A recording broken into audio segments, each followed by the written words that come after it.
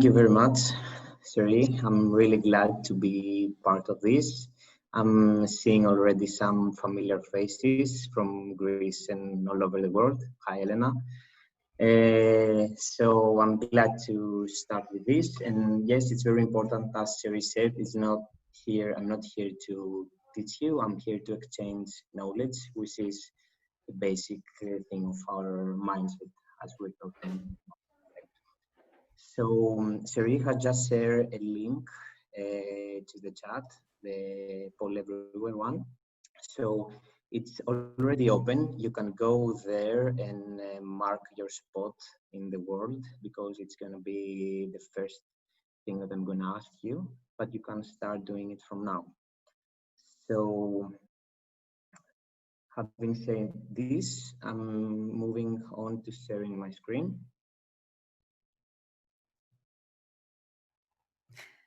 Thank you very much. And Harris, if you were able to speak a little louder or put your mic a little closer, you're just a little quiet. Okay. Much is it better now? Yes, okay, much better. Great. So I'm going to start presenting. You'll see my screen, I suppose, right? So as Sherry said, my intention is to go through the cases that I have to present you today, and then having a conversation. But if it's something that you need to ask or communicate throughout, feel free to just drop by. And we're gonna try to keep the time boxing. So this is the name of the presentation, as you're already aware from the meetup. It's the why of retrospective and some stories behind the scenes on how we choose why we do a specific retrospective. And the agenda is going to be this one for today, a few words about myself, then get to know a bit the audience, the purpose of this presentation. I call this section the fast track what, how, and why of retrospectives. Why a specific retrospective, and here is the main part. We're going to go pretty quickly to the first ones, and then here is the main part with the cases, and then we're going to have the Q&A, if not in between. So a few things about me. Seems a lot, but I'm not going to say all this. So I was born and raised and currently located in Greece. Have a Bachelor of Science in Computer Science and then a Master in Sound and Music Computing. And my experience is 4 years as a QA engineer and Agile team member, 3 years as a Scrum Master and Agile coach. I've been working with Scrum and other Agile frameworks since 2014. And currently I'm coaching marketing teams. It's pretty new, it's since May 2020. Never mind of all this stuff that you see for the certifications. Okay, I'm a certifications guy, but I don't want to give a specific mention to those, because to me it's just having the certification is just a journey, and it actually shows the dedication towards a domain. So because it's something that I'm really into it, I'm trying to get the most out of it. So no worries, some of you may be familiar with all these terms and jargon and acronyms, some of you know, but it's fine, no worries. And now comes the part of where are you located in the world. And if you haven't answered yet, let's see. So here is a nice map. Okay, we see in the US, here we have population, and then we have UK, Greece, some, as we said, and one from, if not more, from India. Okay, I just saw another one in Greece. More UK. Okay, nice. Just to let you know that you can join this from your web browser or from your mobile if you want to participate. And then we go to the next one, which is what's your main role in your team or organization? And I'm going to kick off the next interactive slide. So just write it down, it's gonna be free text.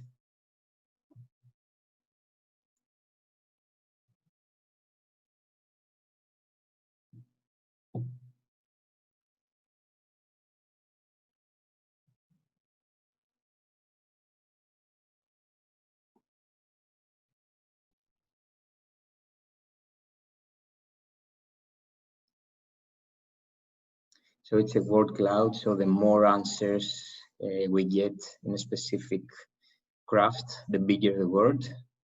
If you're not aware of how this is working, so we have Agile coaches, Scrum Masters, and then we have some dev lead, I suppose, and head director.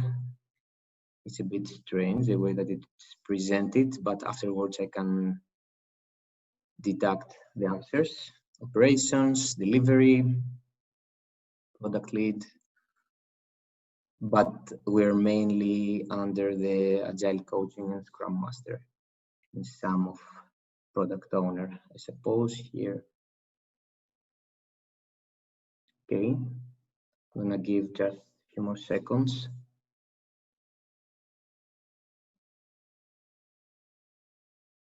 I'm just having my timer here, so if I look, it's not like texting on my mobile, just looking the timer. Great, so then let's move to the next one, which is what's your experience with Agile coaching or facilitation?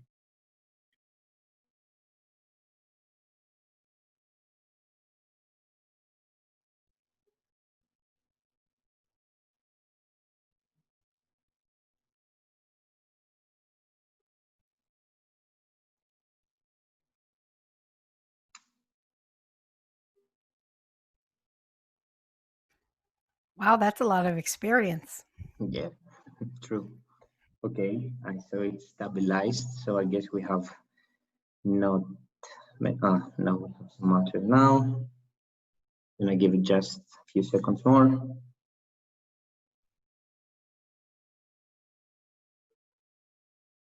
But for sure we have a pretty experienced audience. That's good. Or not, regarding how I deliver the content. Good, okay, we have a pretty experienced audience, which is good. So, back to the presentation. To be honest, if we were talking about Scrum Alliance's levels of experience, this would be mainly in like a starter, beginner to intermediate presentation, I would call it. But I'm a very big supporter of that. Any conversation can convey any meaningful outcome, so we can do a great conversation and maybe give the input. You can give me your input afterwards. So the purpose, not of this presentation, but in general, the purpose. So start with why. It's a book that is pretty commonly we refer to in any training, conferences, workshop, whatever. It's by Simon Sinek. I read this book a few years ago, and it was a pretty game changer for me, because after that I was really focusing in many things in the why we do things. So pretty fast, as he states, he has this golden circle as a model, where in the what part it's the result of what we do, the result of why, the proof of why we do it. The how is the process. In the middle of the circle, specific action that we take to realize the why, and the why is our purpose, which is in the bullseye of the circle, which is your cause and what you believe in, which is actually the strongest motivator of why you do many things in life in general. So after reading this book, I was asking pretty frequently myself why for many things, even trivial things within the company, within the context of, for example, why we're doing a meeting. Is this like purposeful or not? Or deeper meaning of life, like core values and etc. So actually, the title of the presentation is inspired by this, and I'm gonna base this in this why. And you're gonna see in a while how we're gonna do this. So the purpose of this presentation, the why of this presentation. So it's to present my approach on choosing different type of retrospectives in some real life cases, providing a different point of view for us to think and get feedback, and set the stage for everyone, and of course, to share similar experiences. This presentation is not about learning how to facilitate retrospective, but we have a pretty experienced audience, as we saw. I'm not going to go very much into the specifics of its presented retrospective canvas. And of course, I'm not claiming to present any breakthrough technique or silver bullet solution that works. It's like an empirical process and based on previous experience. So regarding the retrospective, going back to the circle, what is a retrospective? According to the Scrum Guide, it's an opportunity for the Scrum team to inspect and create a plan for improvements. How we do it? There are many ways, but one of the most common are the retrospective canvases, and most of them are based on this 5 stages approach that maybe all of you are aware of from the book Agile Retrospectives, which is set the stage, gather data, generate insights, decide what to do, and closing. And the why, again, the Scrum Guide gives us a purpose for the retrospective to inspect how the last sprint went, regards people, relationship processes, identify potential improvements, and create a plan for implementing those improvements. The thing is, why? My question is, why a specific retrospective? So regarding the specific retrospective, the what is what the specific case that we have in front of us, what is circumstance, what do we want to address, how is by using one of the hundreds of canvases that are out there based on this 5 stages approach, but why we choose a specific retrospective. And now it's one more moment for you to tell me, right in the again in the poll, why you're doing a specific retrospective, to see a bit of your reasoning behind this.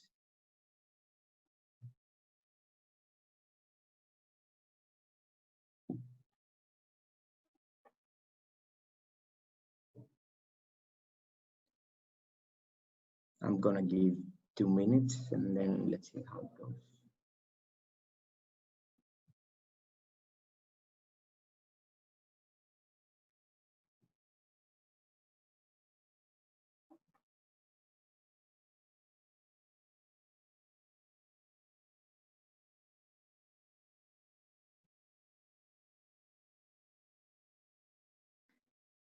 I think I'm having a very hard time understanding from this word cloud. I haven't tried it with more than one word before, but in general, I see like the most prominent theme to improve, inspect and adapt, improvements, celebrate, something about the increment, important idea, Kaizen, I like that, coherence, suppose it goes with the team, or boredom, I like that too. Fight, something about embrace. Adapt, usable, just picking up some words that I see. Waste versus complaint, something about complaints there. Okay, good. So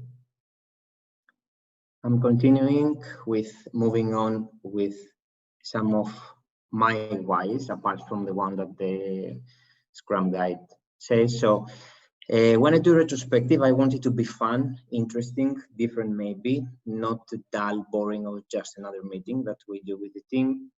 I want to break the loop of people's agendas, of what is expected. I want the team to want it, to be waiting for it. This is something really important because, to be honest, I'm really glad when we're saying like, hey, oh yes, this is Friday morning, we're having our retro, cool, I'm coming to work like with a lot of power and energy. And then I want it to be a learning experience. And also I want to bring the team together and bridge relationships. Of course, some of them have been mentioned from you as well. Some of them are in the Scrum Guide and in the theory, but this goes to the specifics of retrospective for me. And now we come to the main part, so it's the why. So we dive a bit deeper into some of my cases. So case number one, we have a retrospective for a new team. When I say new team, is whether it's newly formed or a team that I take over, so I consider it to be new for me or for the Scrum Master. And how the canvas, it's sailboat, speedboat, winds and anchors, you name it. There are many names for that. And the why. I think that this depiction helps the Agile team, which may be new to the Agile in general, to understand the concept of the retro. I think that it strengthens the feeling that we are on the same boat and we work or sail towards a common goal, like this exotic island. It's simple to prepare and to execute. And then the drawing, I think in general, you're gonna see it also afterwards, makes it not another dull meeting. So, and of course, there are some extra points if you have teammates that can really help you, because not all the drawings that you're gonna see are mine, that can really help you with these drawings. I think that we had some, in the chat.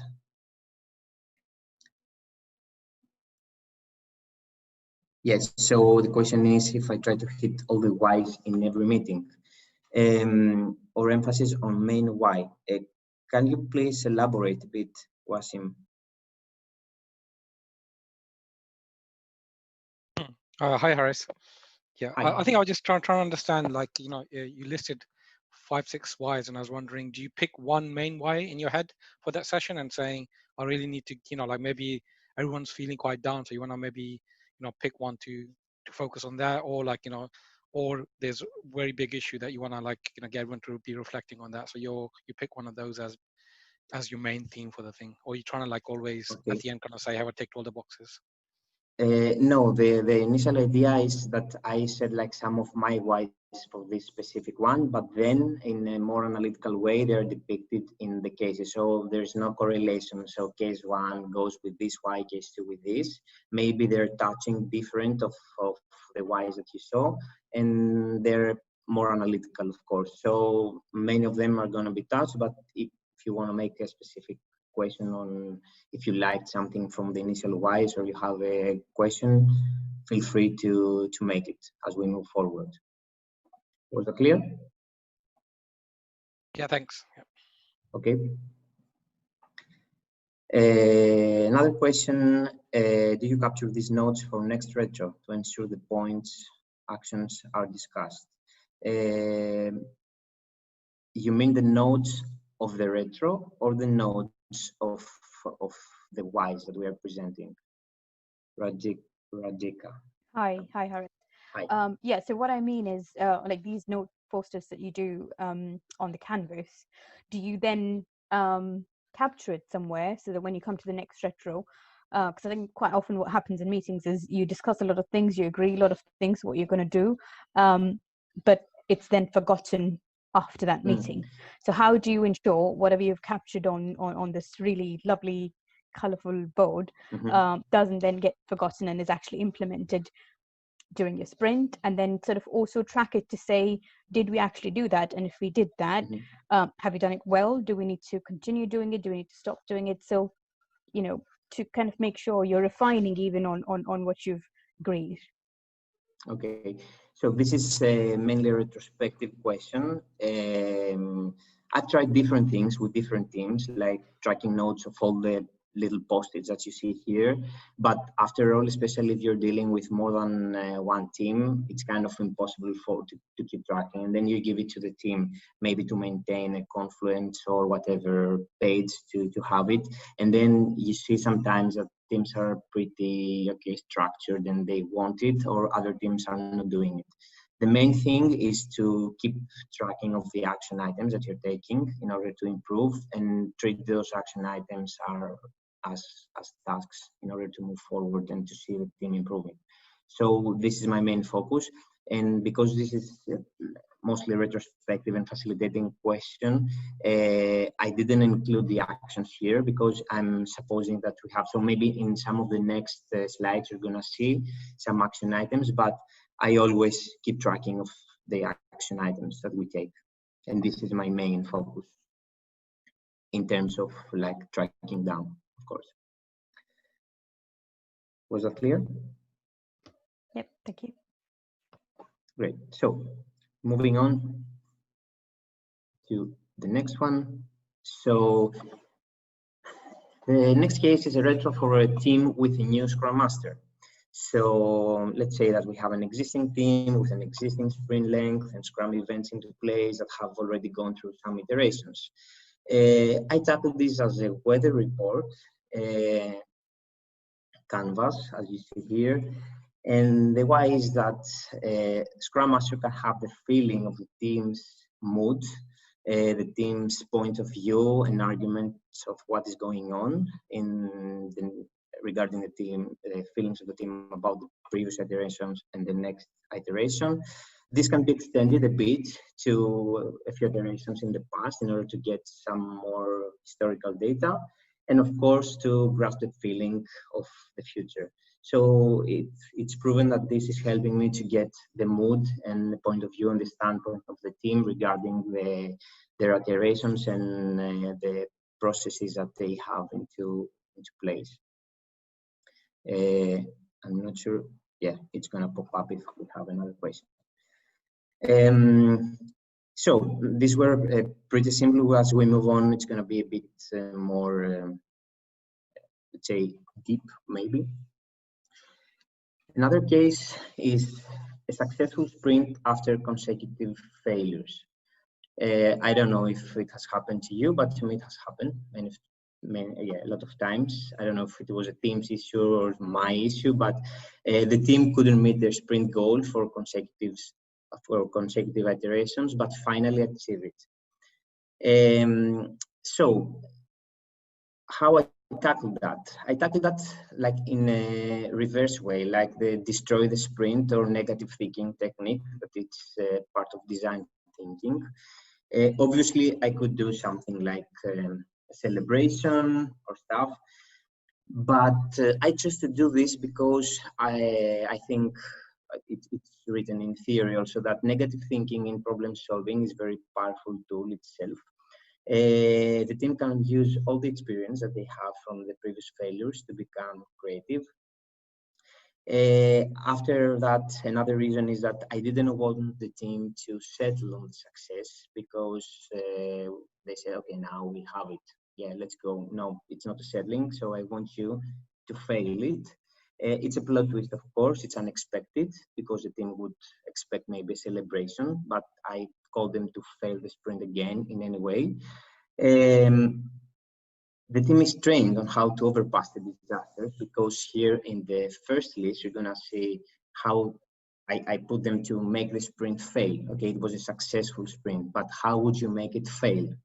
Okay, and you can see some pretty creative things here, like bring some people back, excluded the names in any way, that they weren't a good fit for the team, commit done. They said like commit continuously stuff without seeing anything, not doing any how and planning, over committing. We have some pretty creative stuff here like burn PCs or yes. So people are coming with ways of how the sprint would fail, and then I call them on the right column to find the solution for each of the things. So it's common practice, but the why is I want them not to settle, and for all these reasons. And of course, it's fun. So it's one of the main whys that I choose the retrospectives. So I think that the team trains itself on how they can overpass, and they can see that any failure can then be transmitted into a success, or they can find a workaround in order to solve the problem. As we move forward, another case, I call it things untold and detailed 360 feedback. So what we have here, we have a team that team members were having a lot of complaints from one another, but they weren't expressing them, even in the retros, and they were expressing them privately to the Scrum Master, which is quite good in terms of having this good, trustful and confidential relationship with your Scrum Master, but it's things that the team needs to express to one another. So I created a grid that contained all the crafts of the team in the two axes, as you see.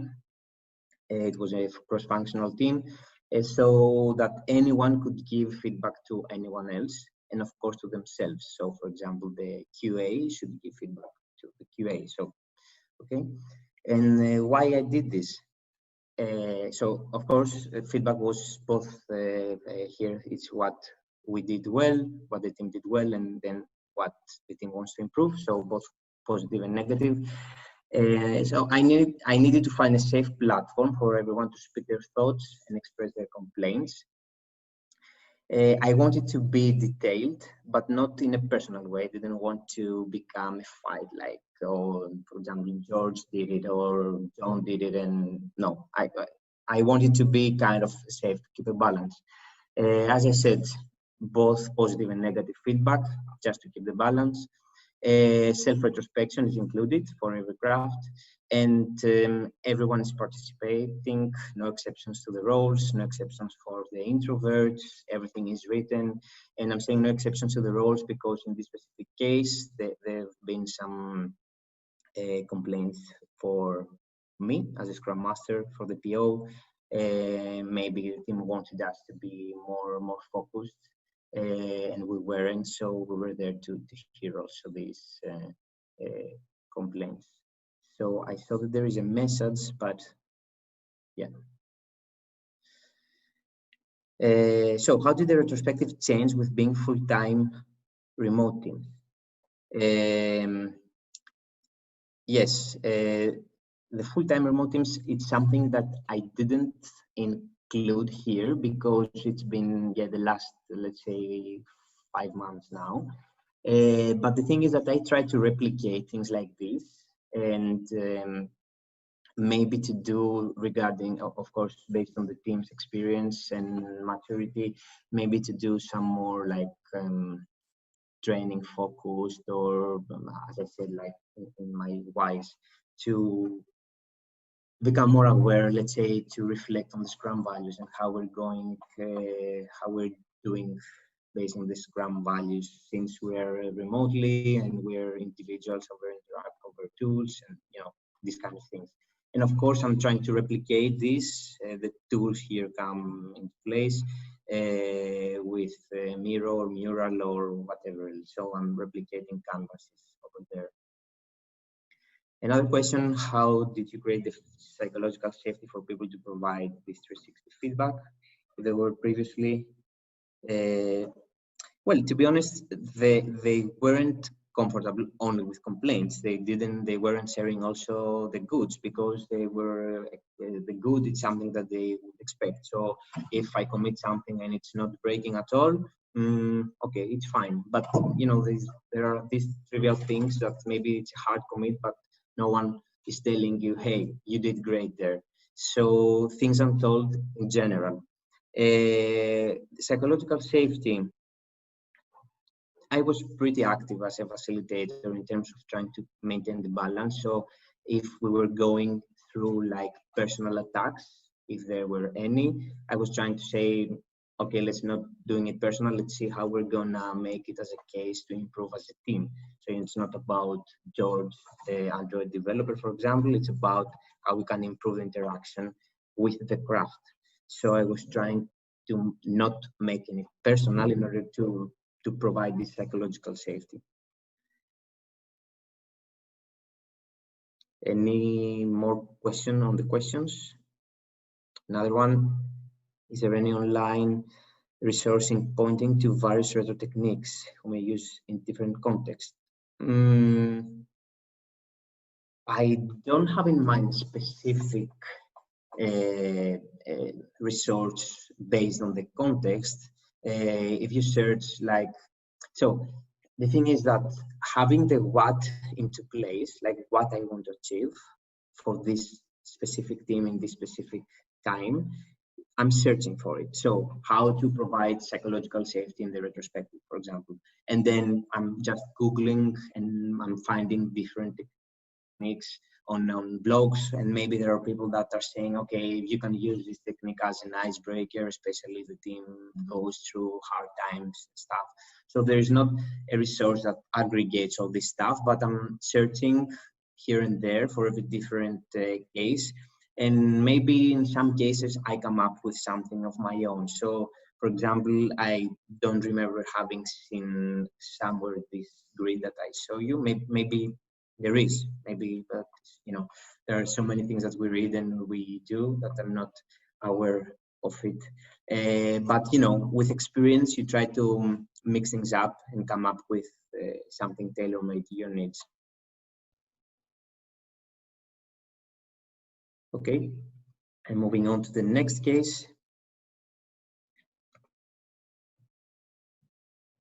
Yes.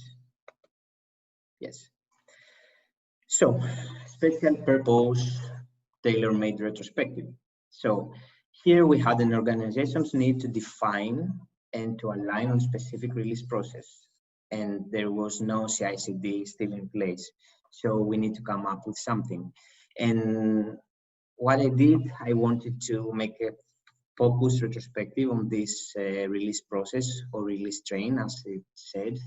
And I just created a simple format of plus and minus, which I don't recommend, like in general, having a retro just with plus and minus and just these pros and cons for different reasons. I want to spice up my retrospectives in general, but this case, because it was really specific for something technical, and then we're coming up with this release train. I came up with this, just some, if we can call it storytelling, and express this as a trains or a train driver's point of view to simulate the release process. So I draw a train here, and then I said, okay, we have pros and cons. How can we name it? Like delays and destinations. So what pushes us back and what's pushing us forward towards our destination.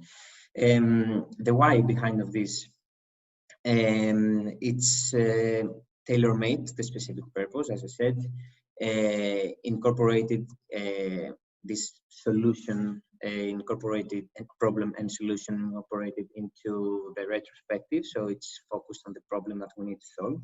This could be a standalone activity, by the way, but I chose to do it on the retrospective because it seems that this release process thing was affecting also team's performance. And obviously we're using the team's experience and expertise of what's going wrong over a larger period of time, specifically for the release process. And again, this is very important. We need to use the team's autonomy, which, like, hopefully we have the team's autonomy and expertise and expectation on what's need to be improved for a new flawless, if it can be, a release process. Haven't figured out how this works. Yeah. So, okay, Elena posted something about retrospective tools. Thanks for that. All these retrospective techniques can be held on a team that is in forming stage.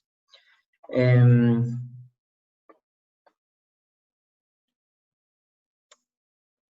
cannot really say at the moment that, hey, this is for a team that is forming or norming or storming. This is mostly, all of these are cherry-picked and tailor-made regarding the team's needs. So if you feel like with what I'm saying, and if my reasoning makes sense to you, that it's something that a new team can get value out of it, yeah, why not? It can be used. Some of them may be a bit, especially, okay, when we say forming, we don't include the parameter of the agile maturity of a team. Maybe it's informing, but they've been quite experienced in agile. So some of them may be a bit advanced for some teams that haven't prior experience to agile. But yeah, I say that if it fits you, it fits the needs of your team, and you think like you can deliver it, why not? Okay, you're sharing some nice links here and exchange. Good. So we move on. This is a bit more complex or not case you're gonna see in a while. So I call it like facilitators ASAP sleep. So this is any vanilla case retrospective that needs no special needs, not a specific issue to address or resolve, a team that just retrospects over the last iteration with no big issues, no special case, no nothing. Okay, so we need just to do the retrospective. And how? Variation of the following that I think that maybe all you're familiar with: start, stop, continue, match, up, glad, 3 else, 4 else, keep, add, less, more, work, didn't work, it's changed. And here's a match, up, glad format. Here is what I call like this happy, sad, insightful. These flowers are for thanks. The 4 else here like lacked, learned, longed for. And here is like what worked, what could have done better, what would like to change, and things. In general, I try to include like a column like this flower giving, for example, or presents, or kudos, or thank you, because I want a bit for the team to have this appreciation and gratitude for each other, that they work together and they're doing things together. And why I'm calling this ASAP sleeve? Because they're pretty simple. It's basic format. It's something that the team maybe is used to, because you know, some Scrum Masters and coaches don't want to spice up things or to vary a lot, which it is fine. Okay, just it's a personal style. But I think that every Scrum Master should have in his toolkit this ASAP sleeve, as I call them, retrospective. That's something simple that can run. It can just use it, go and use it, just draw and the columns or whatever, the quadrants. There's no much hassle on it.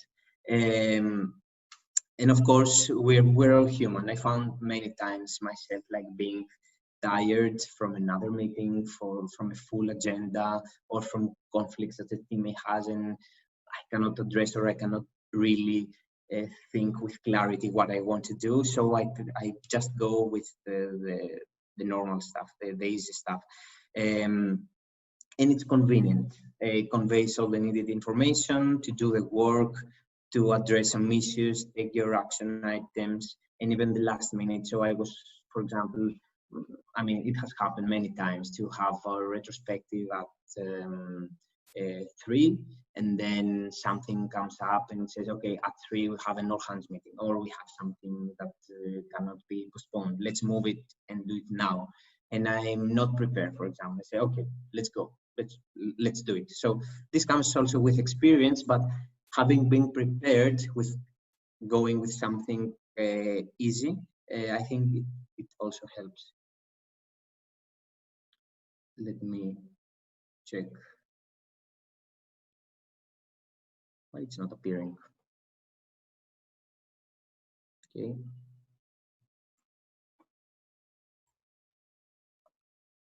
Space for appreciation, totally agree. Space for appreciation is very important. We spend most time focusing on negative. Yes, that's true. That's true. That's why I'm trying to thanks Wasim for that. I hope I'm spelling good your name. And this was it. This ACE thing, you can call it vanilla, whatever you like, but it's something that I found very helpful throughout my experience.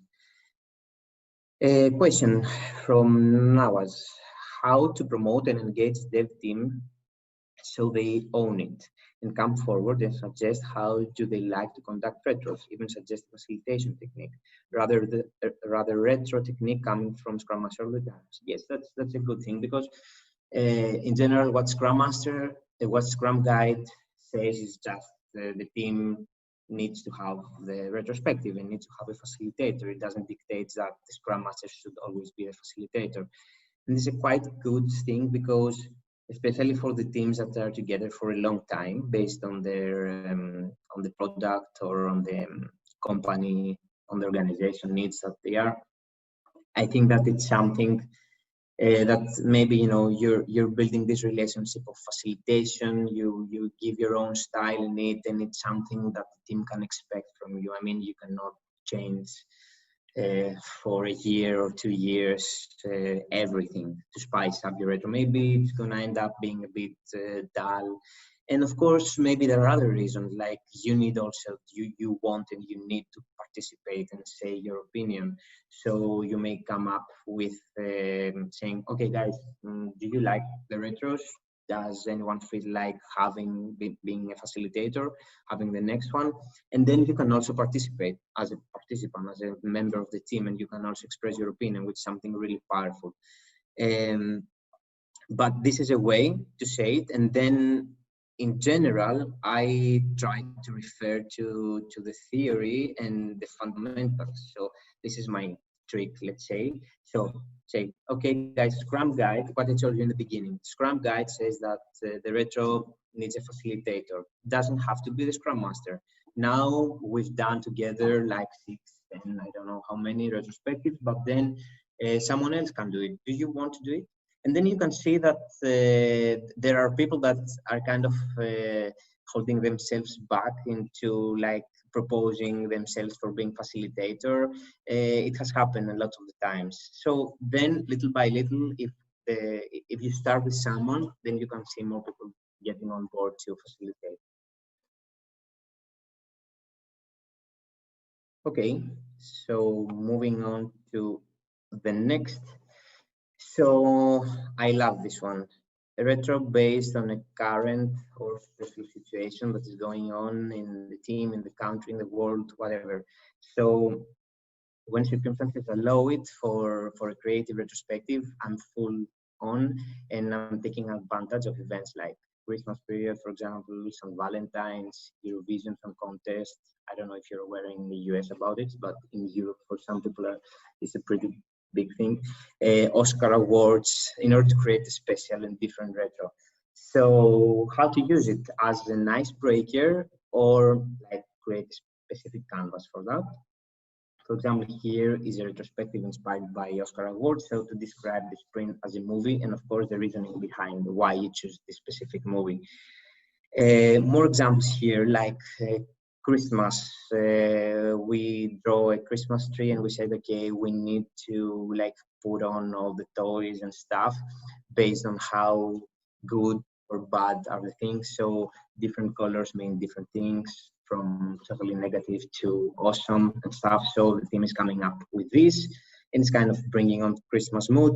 Extra points if you combine it with Secret Santa for the team. So I've done this and it worked quite well as well. Here we have a Valentine, so it's pretty common to give out chocolate, and especially Lacta, it's a chocolate pretty famous in Greece. So we say, okay, instead of giving the kudos that we were saying before, give out chocolate to someone in the team that has done something good for you or for the team, or maybe outside the team. And this is also good if you start the retro like this. So we're gonna talk, only we'll give a kudos. So everybody wants to eat chocolate and wants to share the good stuff, and of course wants to speak maybe, but he has to do this first. And of course you're trying to engage people, not having end up like with the people full of chocolate and calories, you know, and the rest like struggling and being on the diet. You try to balance things out as a facilitator. And this was it was pretty successful, but then when I did it like the sprint as a Eurovision song, so everyone had to correlate a song. It was after this Eurovision contest, a song for any Eurovision of the history with the sprint, and of course to name why. So in the things to why he chose this as a good one and what it can mean in terms of the negative points.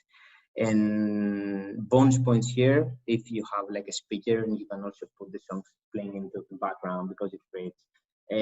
I'm going down in the whys from the bottom up. It's very fun, engaging, creative. So having this also playing, you can have a bit of, you know, humor and fun and laughs. It sparks both the facilitators and the team's creativity on coming up with something like this. And it's usually people want to discuss about big or special events. So if it's a soccer game, for example, that final of the Champions League or whatever, they keep talking for that, and they may come like in the retrospective, like discussing and not being there mentally. So okay, I'm taking advantage of it. I'm saying, okay, you want to discuss about this? Let's do it. Discuss it, but then you have to map it in our team, in our sprint or whatever. Yes, so I have some jotting notes here. I think, yeah, shouldn't we as Scrum Master encourage teams to, I don't really get the acronym here. Can you please help me, Rohit?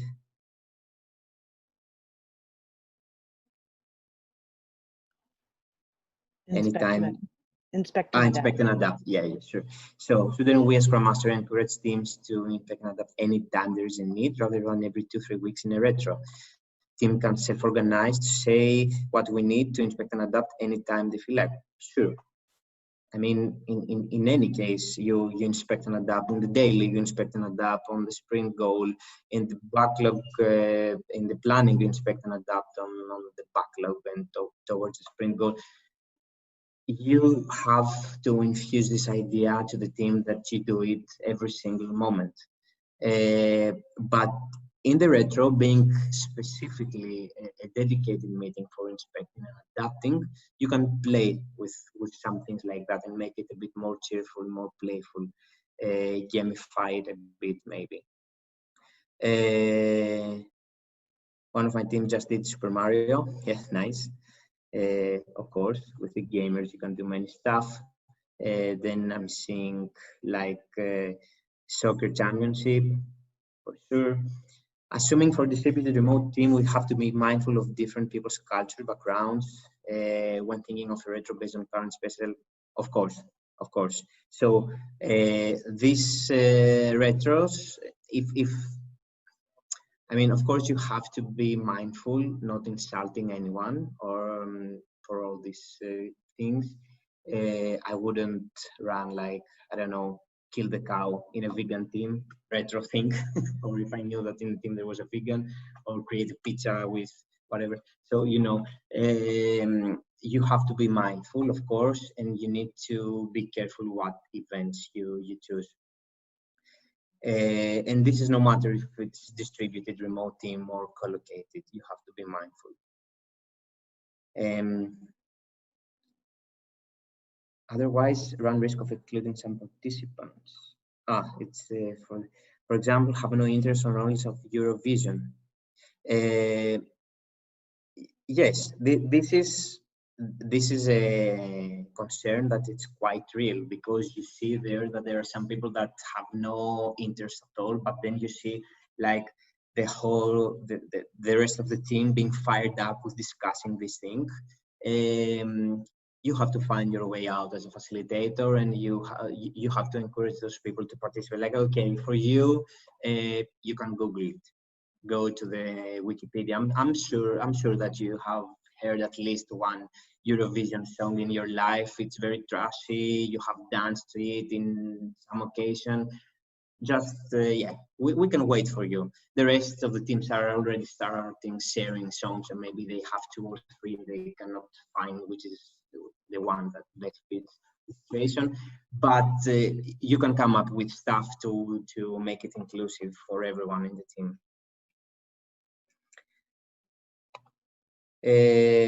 Okay, next one. A retrospective to address serious struggles. I just put the canvas here, and we're gonna go back. Oh, here you can see, for example, here this action section, as I said before. So I have 5 pillars, let's say here: people, processes, technical, delivery, communication, collaboration. What is this? A team that is going through several serious struggles. Somehow they're not addressed in previous retrospectives. like the one that I put with the grid. Maybe this case was a bit different. I created the canvas, if we can say, to depict the main areas of the team's work and collaboration domain. So here you can kind of, again, be based on the theory, like, okay, we have people, processes, tools, you can come up with some more. But you can kind of, into quotes, steal a bit as a facilitator to say, okay, I am seeing that this team really sucks, sorry for that, in the delivery part, okay, or in the communication part, or in the extroversion with other teams, whatever. You can put it there as a pillar. So you can kind of still, like, kind of, as a facilitator, you need to be neutral, and you stay neutral, but pinpointing this, it's just like a food for thought for the team to say, okay, what about extroversion? Are we extroverts as a team? Are we talking with the other teams? Are we discussing our issues, asking for help, giving help? This kind of stuff. So you're provoking this way of thinking. So it's one of the things that I found out working if I want to direct the team without telling them so in a specific. Of course, maybe it's a failure, maybe no one really understands or realizes, or maybe I'm wrong and they're not. So you just play around with this stuff. And some of the whys is because previous retrospectives weren't as effective. Maybe it's because to all this most cheerful aspect that I presented before. Because in general, I try to make it a bit cheerful, but sometimes you're to that point that serious things, as the title says, needs to be addressed. Once again, people were addressing privately issues, so this gave me like food for thought on how to categorize those issues and put it in the columns. And this format has proven to work for me in a frequency of 4 to 6 months. So when things are starting piling up, maybe you need to do it earlier. Maybe, yeah, depending the team, the situation. As I said, no silver bullet.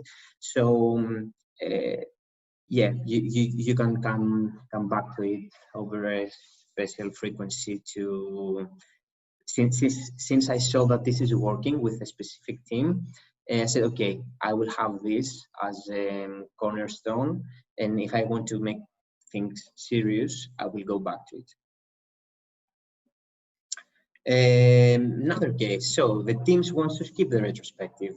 Can be quite common because the team is tired, it's busy, it's bored, because of me as a facilitator, because of the weather, I don't know what, so I don't want to do the retrospective, or maybe they want to avoid the issues. They thinking that, oh, we're gonna go into fight now, so drop the retro. Of course, once again, you need to be mindful, because if it is a serious release at stake, you may skip the retro, but if there is no serious issues there, you shouldn't do it. I wouldn't advise anyone to do this. So what I do is trick or treat, I say it in the quotes, or else gamify the retro. So, okay, I said, okay, let's not do the retro, let's just play a game. How? Maybe with Legos. So here was, okay, just describe me your feeling, or with sprint with a Lego construction, pretty common as well. And then here's another example of story cubes, if you're aware of it. Just making out an improvisation of the random dice that you have to describe the sprint. And in this specific case, I remember that the team didn't feel like, and then we ended up having a 1.5 hour discussion. And finally they said, oh, we finally need it. And you may know it as a facilitator, but you don't want to impose it since the very beginning. You just want to guide the team through that. So these kinds of gamifications like brings the team together, and it's better than skipping the retrospective. Even if no deep conversation comes out of it, the team has been together and they spend some time together, which is always good. I think that there are always issues to discuss within the team, good or bad, and we can extract that as facilitators from the team. Gamification always works. Who is not up for a game? It doesn't feel like another series or just another meeting where people don't feel like going, it's boring. okay? And this creative gamification triggers the brain in different ways. It's limiting you somehow, let go, the dices, and you need to come up with something. And of course, it's fun, always. And I'm going to the last, the 10th case. I had more cases, but I didn't want to get you tired, and I just wanted to pick time box. Okay, we're 15 minutes. So this was a case of a departmental retro for non-Agile teams. So it was a cross-department retrospective between teams that were collaborating, but they're not working under any Agile framework. Some of them yes, some of them no. So how you come up with something that brings those people together on the same table and discuss ice-breaking activities in order to engage all people and then unleash the creative power of the audience. And I use the gallery retrospective. Why? So here you can select as an icebreaker the house of cards to, you know, build nice things with the cards and collaborate. Why? People were cautious. They weren't coming like very comfortable in, okay, it's a retrospective, or these guys that are playing all the time, but we are here for serious job, how can we do this? So you need to take it easy about and deliver to them about what the retrospective is. Of course, you need to know your audience. In this case, I had creative people, they were marketing and design teams. As I said, no, I didn't say this actually. So the background was also that there was a sense from one team to another that there was no understanding of what the other one is doing. So I really do my job well, but you don't understand me. But how can we collaborate? So I wanted them to feel comfortable with one another, to sit together on the same table with people that are maybe not usually collaborate closely.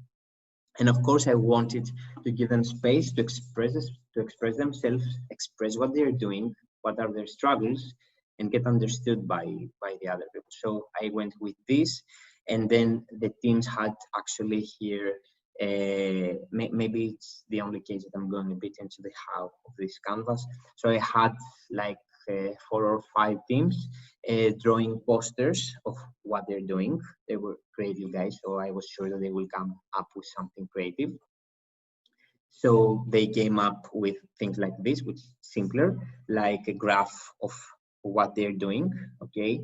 And then I called, that's why it's called the gallery retro, because one team is doing the poster and then the rest of the teams are going there. And once the poster is explained by the team that is created, what they're doing, the other team tries to find problems and solutions to the problems that the other one. So pinks are the problems, greens are possible solutions. So you try to give to the other team that is not understanding what the team is doing, to really get into their shoes, understand their problems, and maybe give solutions that are out of the box, creative, that the same team could not find, maybe.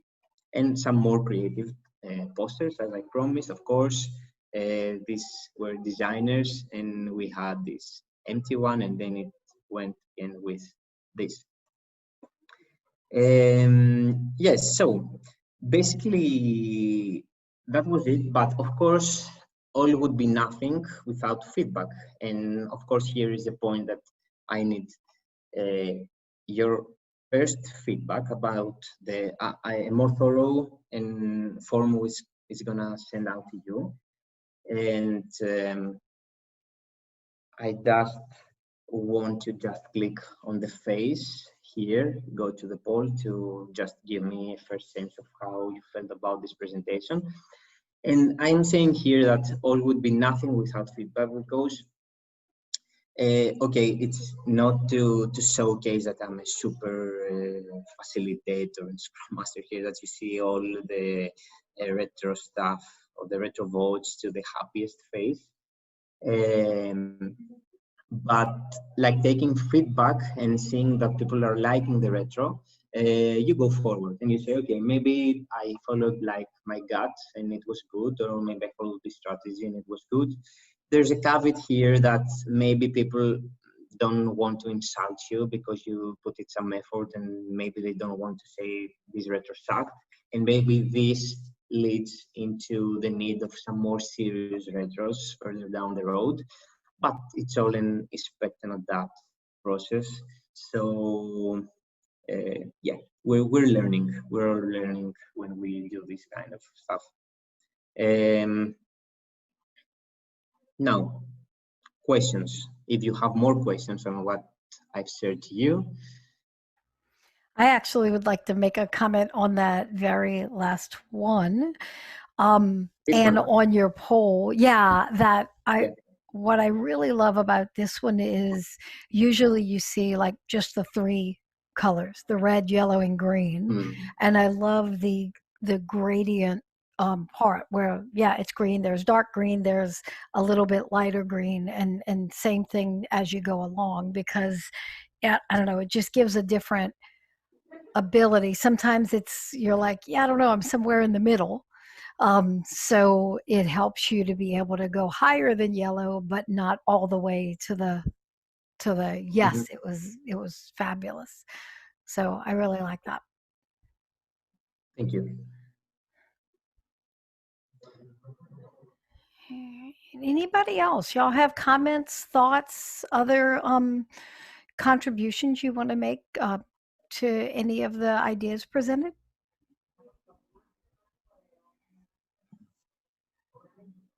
Hi, this is Brianna. I have a question. Can you hear me?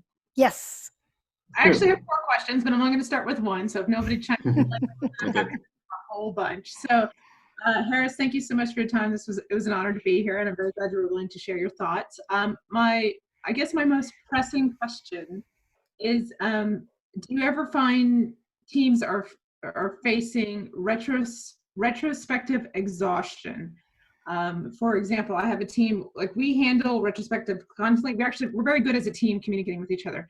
But we are starting to face exhaustion because we're constantly either giving or getting feedback, and there's just a point where we can't take anymore. Like when is it okay to take a break? Thank you.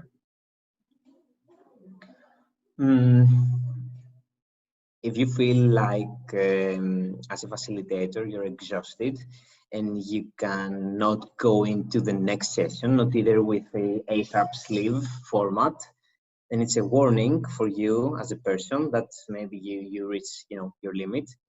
Then maybe it's the point, so I want to make it gradient. Then it's the point when you can offer to someone else to be a facilitator, as someone stated before. And if no one wants to, I think it's okay to take a break. After all, you're human. You have your limits. I mean, going into a meeting like this, which it's energy drainers, where you can't give your all, or you can't be at least focused and do the basics, I think it's a signal that you need to take a break. At least that would be my approach. Yeah, I know some of the things I've seen other people do when they just kind of needed a break from, like you said, just the repetitiveness or the stress of the retro, is to do something like lean coffee, where we just bring ideas to talk about. And I also saw another Scrum Master do one that was really cool. He did, he would incorporate the Agile Jeopardy. So if you know the Jeopardy game show, you can go online and there's a Jeopardy game board.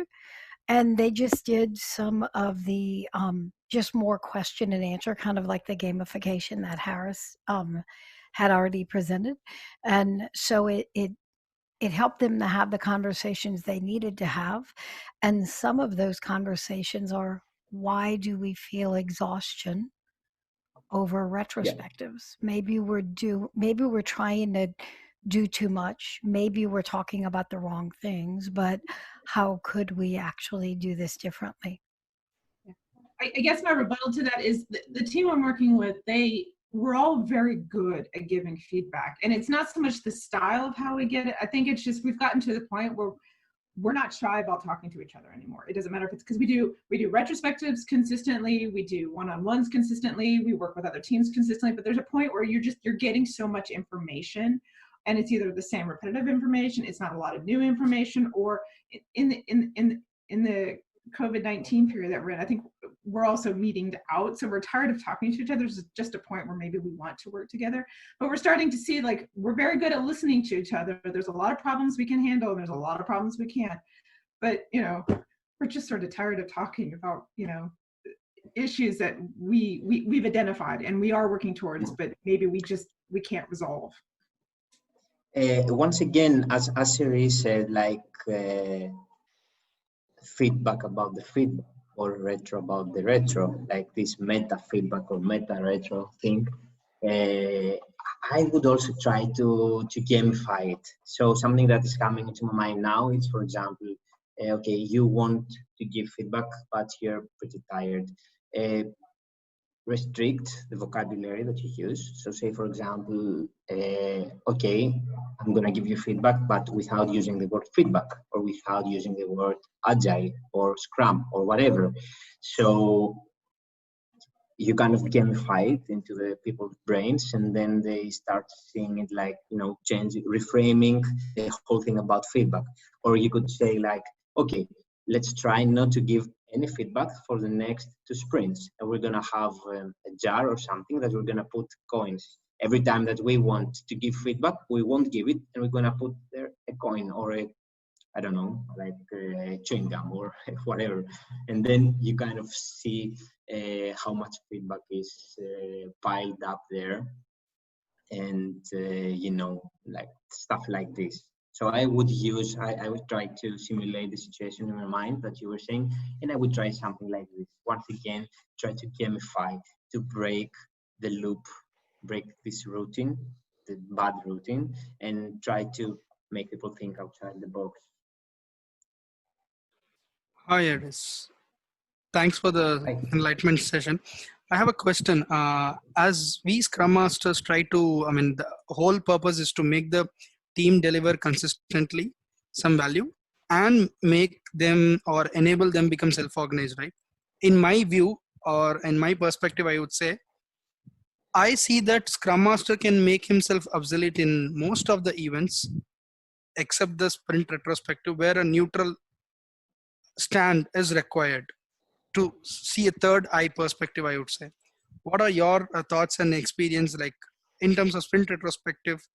It is difficult for a Scrum Master to make himself obsolete. Or if it is the wrong understanding, I would like to enlighten myself. Could you please share some or shed some light on it? Yeah, I think maybe I'm oversimplifying it, but I think it's the same for a chef that goes into a restaurant to go and just enjoy his meal without judging how it's being cooked or something like that. You know, you're opinionated, and you need to try and to experiment. You have to really try not to be opinionated. So it's something. It's a skill that even if you are a Scrum Master, you craft throughout your experience, and you're becoming better at it. So obviously, if let's say it's the first or the second retrospective of a developer, of a designer, or whoever, he's not going to be as neutral as you are, because you've built expertise on this. So the thing in order to make yourself obsolete is to push yourself to become obsolete, and also push the team in a good way. So not to say, okay, you screwed it up, you weren't neutral. But give positive feedback, and give feedback anyway, and negative as well, in a nice way, in order for the people to learn. And of course, in this way, maybe they're gonna try better next time. So seeing the first like drawback of the new facilitator, and you have to let go a bit of the thing. Okay, he's not going to be perfect. You're not either. No one is. I mean, we're humans. We're gonna fall into mistakes, but that's how we learn. So you have there to apply your maybe private coaching skills to this guy and or girl, and just to teach him, like you're mentoring and teaching skills on how to do it better the next time, in order to give him, the courage to go on. Thanks. I mean, you mean to say, if I understand it correctly, in short, and there should be a neutral facilitator even when that Scrum Master becomes obsolete. So someone should don the role of a neutral person, right? It cannot be a developer and a Scrum Master, because shifting between two hats definitely has to compromise one of them. So Scrum Master's role could not be obsolete. That was my understanding, that it is very hard to make oneself obsolete from a team. And one thing would be the sprint retrospective. Rest I could see somewhere here and there could be conversations going on. Team can become high performing, but this particular event, in my view or experience, I feel it is very hard. So just wanted to clarify that. Yeah, so I mean, you cannot be obsolete. It's not a switch that you turn on and off. You cannot be obsolete from one day to another, or from one sprint to another. So this person that needs to take over, or the one that you see that he or she may be more eligible in taking over the role of the facilitator, needs to shadow, needs to observe how you're doing it, and then of course you need to shadow and observe and give feedback. That's what I'm saying. So in order to make yourself obsolete, you have to take a step back and kind of fade out rather than just disappear. And obviously, as I said, he's not going to be the best. And we've seen pretty successful teams with the Scrum Master have the two-headed role, being, the team lead, the architect, or whoever. But what you try to coach things to do, to coach people to do, is that when you wear the hat of the facilitator, it's the only hat that you can wear. You cannot like step out and say, when you're facilitating the retrospective, okay, I'm taking off the hat of the facilitator and now I'm now the dev lead. Hey, you're doing crap here. No, that doesn't work. You have to then you have to be closer to these people in order to teach them how to do it properly. It's gonna take time, depends on the person and on the situation, but I think that it can be achieved. Yeah, Thanks a lot. Yeah, it sounds, I agree. It sounds like what you're really saying is that not only the Scrum Master can do this. Yes, the Scrum Master can be obsolete, because to be neutral is a choice. And so whoever facilitates, they need to make the choice to be neutral. Not only the Scrum Master is able to do that, the Scrum Master has a stake in the game too, right? But they're choosing to be neutral. And so that's a skill like any other skill. Yeah, doesn't it go back to the same question of why retrospectives are being conducted?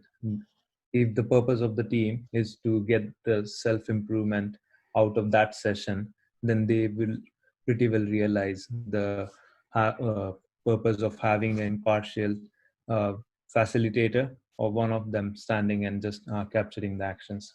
I think that difference should be obvious. And when you get to the self-organizing mode, the boundaries between having a external neutral factor like Scrum Master and someone within the team stepping up to that role will be becoming very blurred. Mm-hmm. And don't forget, the Scrum Master is part of the team. The retrospective is the Scrum team, which is the development team, the product owner, and the Scrum Master. And the Scrum Master is part of the team. So, they're making, whoever's facilitating, which often is the Scrum Master, they're choosing to be neutral. Hi, it's Radhika here. Hey. I just have a comment to add to the question. Sorry, I forgot the name of the gentleman who asked a question about the Scrum Master, whether a Scrum Master can become obsolete. Just sort of a little experience that sort of from some of the teams in the past, not just from Retro, even other sort of Scrum events. again, as you've already said, Harris, it's not something that you can do from day one, but eventually when sort of the teams have observed and kind of seen what the whole Scrum concept is and the framework, allowing or sort of somebody else. So I have at some point sort of said that next retro or next whatever, I mean, it could be planning, that it's not something that I am going to be facilitating. One of you need to do it. It has allowed probably to bring a slightly different flavor to the way it is conducted. And also, I think it has made them understand why we're doing it, and also help them understand sort of sometimes the challenges of other roles. So it's kind of helped us to become a little bit more understanding of each other's challenges. So yeah, it's not that Scrum Master necessarily becomes obsolete, but having a different person conduct a particular event has certainly helped us just bring a different perspective of the way something can even be conducted, and just a better understanding of what each of the roles are probably facing as challenges. So I wanted to be very careful when we're talking about Scrum Master obsolescence, and especially with retrospective, within retrospective, because remember that every event in Scrum is facilitated by a Scrum Master if asked. So it's not that Scrum Master by default is a facilitator. If the team requires facilitation, they can ask a Scrum Master to facilitate that. Otherwise, Scrum Master is a full member of the Scrum team and they fully participate. So they have their opinions, they bring the data, they participate in whatever structure there is, and they fully contribute. So I'm not particularly sure if obsolescence is a good way to speak about that, especially if we remember that Scrum Master serves on different levels. It serves on the team level, but also at the product owner level and organizational level. So I think we are very far, like, if the team doesn't need a facilitator in retrospective, Scrum Master has a range of services to offer to other participants, to development team, to organization, to product owner. So I think the talking about Scrum Master obsolescence is premature at this point. Awesome. All right. Well, thank you, everyone. Thank you, Harris, for presenting. Definitely appreciate your topic.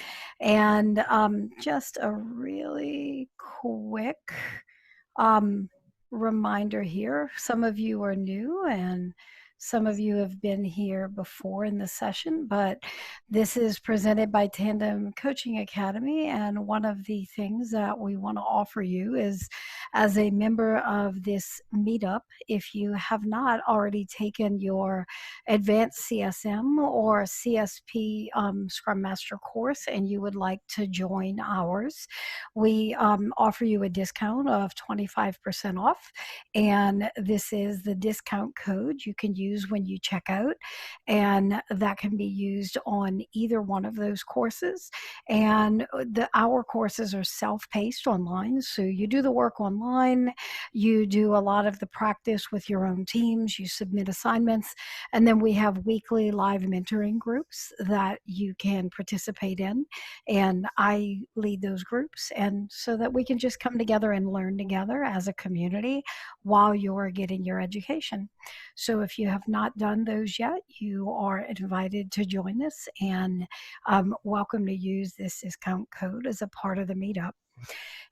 We did record today's session, and we will be posting this session. It may take a couple of weeks to get out, but it'll be on tandemcoaching.academy, and we look forward to having you in our next meetup, which is going to be in just a couple of weeks. And let me grab the topic for that one. Our next meetup is going to be on August 8th, and it's going to be presented by Paulo Diaz. And Paulo, you're actually here today. Can you give us a wave? Can you turn your camera on, or are you otherwise? Hello, everyone. Hello. I didn't even see you up there. I saw Pablo and I was thinking it was Paulo. So that's Paulo up there. And he'll be presenting a topic on business value. So we invite you to return and look forward to seeing you then. And then